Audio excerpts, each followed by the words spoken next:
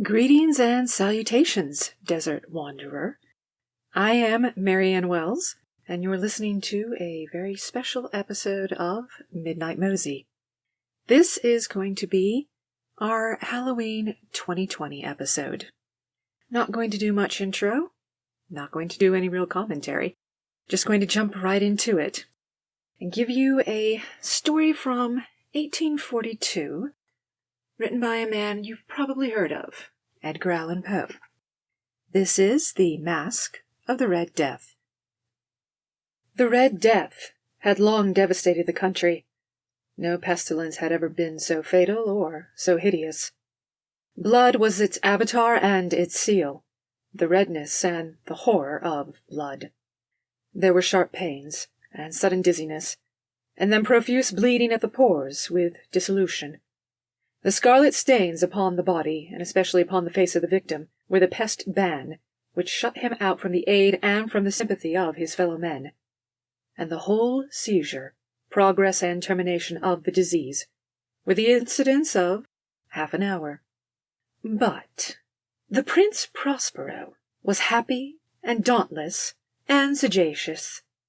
When his dominions were half depopulated, he summoned to his presence 1,000 hale and light-hearted friends from among the knights and dames of his court, and with these retired to the deep seclusion of one of his castleted abbeys. This was an extensive and magnificent structure, the creation of the prince's own eccentric yet august taste. A strong and lofty wall girdled it in. This wall had gates of iron. The courtiers, having entered, brought furnaces and massy hammers, and welded the bolts. They resolved to leave means neither of ingress or egress to the sudden impulses of despair or of frenzy from within. The abbey was amply provisioned. With such precautions the courtiers might bid defiance to contagion. The external world could take care of itself. In the meantime it was folly to grieve, or to think. The prince had provided all the appliances of pleasure. There were buffoons, there were improvisatori, there were ballet dancers, there were musicians, there was beauty, there was wine. All these and security were within. Without was the Red Death. It was toward the close of the 5th or 6th month of his seclusion, and while the pestilence raged most furiously abroad, that the Prince Prospero entertained his 1,000 friends at a masked ball of the most unusual magnificence. It was a voluptuous scene, that masquerade. But first, let me tell of the rooms in which it was held. There were 7, an imperial suite. In many palaces, however, such suites form a long and straight vista, while the folding doors slide back nearly to the walls on either hand, so that the view of the whole extent is scarcely impeded. Here the case was very different, as might have been expected from the Duke's love of the bazaar. The apartments were so irregularly disposed that the vision embraced but little more than one at a time. There was a sharp turn at every 20 or 30 yards, and at each turn a novel effect. To the right and left, in the middle of each wall, a tall and narrow Gothic window looked out upon a closed corridor, which pursued the windings of the suite. These windows were of stained glass, whose color varied in accordance with the prevailing hue of the decorations of the chamber into which it opened. That at the eastern extremity was hung, for example, in blue, and vividly blue were its windows. The second chamber was purple in its ornaments and tapestries, and here the panes were purple. The third was green throughout, and so were the casements. The 4th was furnished and lighted with orange, the 5th with white, the 6th with violet. The 7th apartment was closely shrouded in black velvet tapestries that hung all over the ceiling and down the walls, falling into heavy folds upon a carpet of the same material and hue. But in this chamber only, the color of the windows failed to correspond with the decorations. The panes here were scarlet, a deep blood color. Now, in no one of the 7 apartments was there any lamp or candelabrum. amid the profusion of golden ornaments that lay scattered to and fro, or depended from the roof. There was no light of any kind emanating from lamp or candle within the suite of chambers. But in the corridors that followed the suite, there stood, opposite to each window, a heavy tripod, bearing a brazier of fire that projected its rays through the tinted glass, and so glaringly illumined the room. And thus were produced a multitude of gaudy and fantastic appearances. But in the western or black chamber, the effect of the firelight that streamed upon the dark hangings through the blood-tinted panes was ghastly in the extreme, and produced so wild a look upon the countenances of those who entered, that there were few of the company bold enough to set foot within its precincts at all. It was in this apartment also that there stood against the western wall a gigantic clock of ebony. Its pendulum swung to and fro with a dull, heavy, monotonous clang, and when the minute hand made the circuit of the face, and the hour was to be stricken, there came from the brazen lungs of the clock a sound which was clear and loud and deep, and exceedingly musical, but of so peculiar a note and emphasis that, at each lapse of an hour, the musicians of the orchestra were constrained to pause momentarily in their performance to hearken to the sound, and thus the waltzers perforce ceased their evolutions, and there was a brief disconcert of the whole gay company, and while the chimes of the clock yet rang, it was observed that the giddiest grew pale, and the more aged and sedate passed their hands over their brows as if in confused reverie or meditation. But when the echoes had fully ceased, a light laughter at once pervaded the assembly. The musicians looked at each other and smiled, as if at their own nervousness and folly, and made whispering vows, each to the other, that the next chiming of the clock should produce in them no similar emotion. And then, after the lapse of 60 minutes, which embrace 3,600 seconds of the time that flies, there came yet another chiming of the clock, and there were the same disconcert and tremulousness and meditation as before. But, in spite of these things, it was a gay and magnificent revel. The tastes of the Duke were peculiar. He had a fine eye for colours and effects. He disregarded the decora of mere fashion. His plans were bold and fiery, and his conceptions glowed with barbaric lustre. There are some who would have thought him mad. His followers felt that he was not. It was necessary to hear and see and touch him to be sure that he was not. He had directed in great part the movable embellishments of the 7 chambers upon occasion of this great fete, and it was his own guiding taste which had given character to the masqueraders. Be sure they were grotesque. There were much glare and glitter and piquancy and phantasm, much of what has been since seen in Hernani. There were arabesque figures with unsuited limbs and appointments. There were delirious fancies such as the madman fashions. There was much of the beautiful, much of the wanton, much of the bizarre, something of the terrible, and not a little of that which might have excited disgust. To and fro in the 7 chambers there stalked, in fact, a multitude of dreams, and these, the dreams, writhed in and about, taking hue from the rooms and causing the wild music of the orchestra to seem as the echo of their steps. And anon, there strikes the ebony clock which stands in the hall of the velvet, and then for a moment all is still, and all is silent, save the voice of the clock.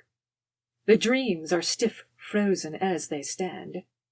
But the echoes of the chime die away. They have endured but an instant, and a light, half-subdued laughter floats after them as they depart. And now again the music swells, and the dreams live, and writhe to and fro more merrily than ever, taking hue from the many-tinted windows through which stream the rays from the tripods. But to the chamber which lies most westwardly of the 7, there are now none of the maskers who venture, for the night is waning away, and there flows a ruddier light through the blood-coloured panes, and the blackness of the sable drapery appalls, and to him whose foot falls upon the sable carpet, There comes from the near clock of ebony a muffled peal more solemnly emphatic than any which reaches their ears, who indulge in the more remote gaieties of the other apartments. But these other apartments were densely crowded, and in them beat feverishly the heart of life. And the revel went whirlingly on, until at length there commenced the sounding of midnight upon the clock. And then the music ceased, as I have told, and the evolutions of the waltzers were quieted, and there was an uneasy cessation of all things, as before. But now there were 12 strokes to be sounded by the bell of the clock, and thus it happened, perhaps, that more of thought crept, with more of time, into the meditations of the thoughtful among those who revelled. And thus, too, it happened, perhaps, that before the last echoes of the last chime had utterly sunk into silence, there were many individuals in the crowd who had found leisure to become aware of the presence of a masked figure, which had arrested the attention of no single individual before. And the rumour of this new presence having spread itself whisperingly around, there arose at length from the whole company a buzz or murmur, expressive of disapprobation and surprise, then finally of terror, of horror, and of disgust. In an assembly of phantasms such as I have painted, it may well be supposed that no ordinary appearance could have excited such sensation. In truth, the masquerade license of the night was nearly unlimited, but the figure in question had out-Heroded Herod, and gone beyond the bounds of even the prince's indefinite decorum. There are chords in the hearts of the most reckless, which cannot be touched without emotion. Even with the utterly lost, to whom life and death are equally jest, there are matters of which no jest can be made. The whole company, indeed, seemed now deeply to feel that in the costume and bearing of the stranger neither wit nor propriety existed. The figure was tall and gaunt, and shrouded from head to foot in the habiliments of the grave. The mask which concealed the visage was made so nearly to resemble the countenance of a stiffened corpse that the closest scrutiny must have had difficulty in detecting the cheat. And yet all this might have been endured, if not approved, by the mad revellers around. But the mummer had gone so far as to assume the type of the Red Death. His vesture was dabbled in blood, and his broad brow, with all the features of the face, was besprinkled with the scarlet horror. When the eyes of Prince Prospero fell upon this spectral image, which with a slow and solemn movement, as if more fully to sustain its role, stalked to and fro among the waltzers, he was seen to be convulsed, in the first moment with a strong shudder either of terror or distaste, but in the next his brow reddened with rage. "Who dares?" he demanded hoarsely of the courtiers who stood near him. "Who dares insult us with this blasphemous mockery? Seize him and unmask him, that we may know whom we have to hang at sunrise from the battlements." It was in the eastern or blue chamber, in which stood the Prince Prospero as he uttered these words. They rang throughout the 7 rooms loudly and clearly, for the prince was a bold and robust man, and the music had become hushed at the waving of his hand. It was in the blue room where stood the prince, with a group of pale courtiers by his side. At first, as he spoke, there was a slight rushing movement of this group in the direction of the intruder, who at the moment was also near at hand, and now, with deliberate and stately step, made closer approach to the speaker. But from a certain nameless awe with which the mad assumptions of the mummer had inspired the whole party, there were found none who put forth hand to seize him, so that, unimpeded, he passed within a yard of the prince's person, and while the vast assembly, as if with one impulse, shrank from the centres of the rooms to the walls, he made his way uninterruptedly, but with the same solemn and measured step which had distinguished him from the first, through the blue chamber to the purple, through the purple to the green, through the green to the orange, through this again to the white, and even thence to the violet, ere a decided movement had been made to arrest him. It was then, however, that the Prince Prospero, maddening with rage and the shame of his own momentary cowardice, rushed hurriedly through the 6 chambers, while none followed him on account of a deadly terror that had seized upon all. He bore aloft a drawn dagger, and had approached in rapid impetuosity to within 3 or 4 feet of the retreating figure, when the latter, having attained the extremity of the velvet apartment, turned suddenly and confronted his pursuer. There was a sharp cry, and the dagger dropped gleaming upon the sable carpet, upon which, instantly afterwards, fell prostrate in death the Prince Prospero.